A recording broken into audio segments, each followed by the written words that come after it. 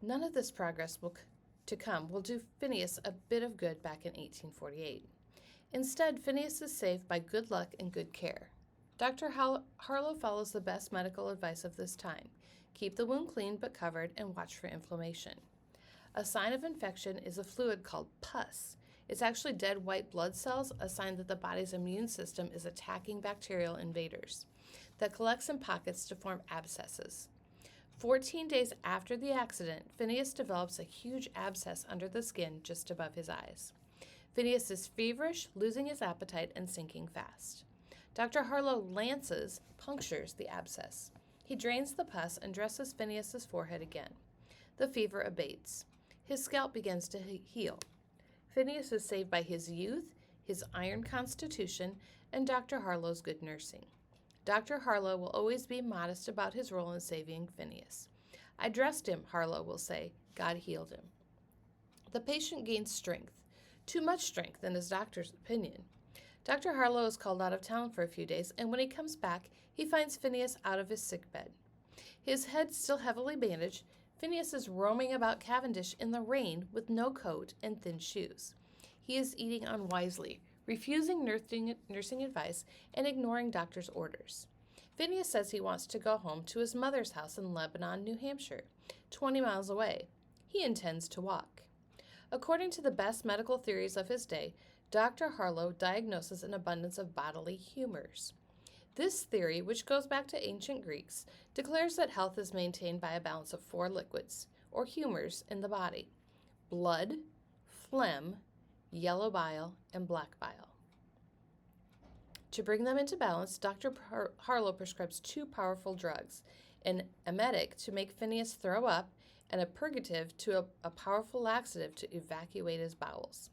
Phineas is knocked flat by the medicine and spends the next 2 weeks in bed, where Dr. Harlow keeps him on a low or bland diet.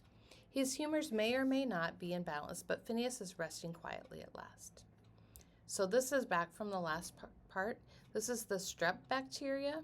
So when you have your throat swabbed when you're sick to see if you have strep throat, this is what they're looking for when they take that swab and put it under the microscope. This is what that bacteria looks like. And then this is staph. That's another bacteria that you can get that used to kill a lot of people, but now we have medicine to combat it. These are the 4 humors that they were talking about. And so it says 400 years, this was an up-to-date medical book illustration. It showed a half man, half woman surrounded by the signs of the zodiac and the 4 humors that doctors believe controlled health: blood, phlegm, which would be your mucus or your snot, black bile, and yellow bile. Yellow bile would be when you have a stomach ache and you're throwing up, and you throw up basically everything, all the food in your stomach, and then you have that kind of yellow, slimy stuff that tastes really bad come up. That's yellow bile. And then black bile would be if you're pooping, and that's what comes out at the end. 10 weeks after the accident, Dr. Harlow declares Phineas fully recovered from his wounds. He puts Phineas in a closed carriage and sends him home to his mother in New Hampshire. Phineas is very weak, but he can walk short distances. He can count, feed, and dress himself, and sing. He can speak clearly and make sense of what he hears. Yet there is something odd about the recovered Phineas. Just before he leaves Cavendish, Dr. Harlow gives Phineas a little test. The doctor offers Phineas $1,000 for a pocket full of pebbles that Phineas has collected walking along the Black River near town. Dr. Harlow knows that Phineas can add and subtract, yet Phineas angrily refuses the deal. Dr. Harlow tells himself that a man who is so badly hurt is going to need time to regain his full powers. As soon as Phineas leaves for home, Dr. Harlow writes a short report for the Boston Medical and Surgical Journal. Most doctors ignore Dr. Harlow's article. The few who read it don't believe it. How could a man survive such an injury, let alone make a complete recovery? But one Boston doctor is intrigued. He writes to Harlow for information and urges the Vermont doctor to back up his case by collecting formal statements from eyewitnesses in Cavendish. The letter is from Dr. Henry Bigelow, professor of surgery at the Harvard Medical College. In the spring, Phineas is back in Cavendish carrying his tamping iron. He never goes anywhere without it these days. Phineas has come for a final examination by Dr. Harlow and to reclaim his old job on the railroad. His left eye looks intact, but the vision has gradually faded away. Phineas has a huge scar on his forehead and a small scar under his cheekbone, but otherwise is physically healed. Yet Dr. Harlow has private doubts about Phineas's mental state. Phineas is just not his old self.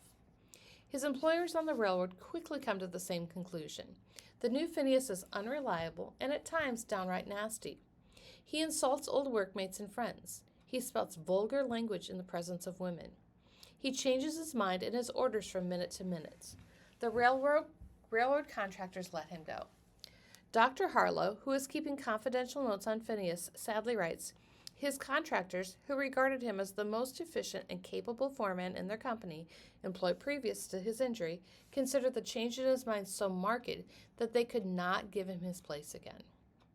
And this is a picture of Dr. Henry J. Bigelow. He wore a long beard and sober clothes befitting one of Boston's senior surgeons. But when he was a young man studying medicine in Paris, Bigelow was a snappy dresser. Phineas's old friends also washed their hands of him.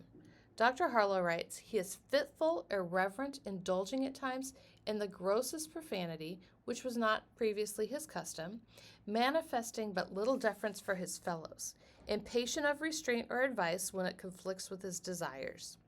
Phineas comes up with all sorts of new plans, the doctor writes, but they are no sooner announced than he drops them. Phineas is like a small child who says he is running away from home after lunch and then comes up with a new idea over his sandwich. Dr. Harlow writes, a child in his intellectual capabilities and manifestations, he has the animal passions of a strong man. A doctor is bound by his oath not to reveal the details of a patient's condition without permission, so Dr. Harlow will keep his observations to himself for 20 years. Meantime, Dr. Harlow has another letter from Dr. Bigelow at Harvard, who thanks him for collecting the eyewitness statements about the accident. Would Mr. Gage consider coming to Boston at Dr. Bigelow's expense so his case could be presented at the medical school before the Boston Society of Medical Improvement? Dr. Harlow and Dr. Bigelow make arrangements.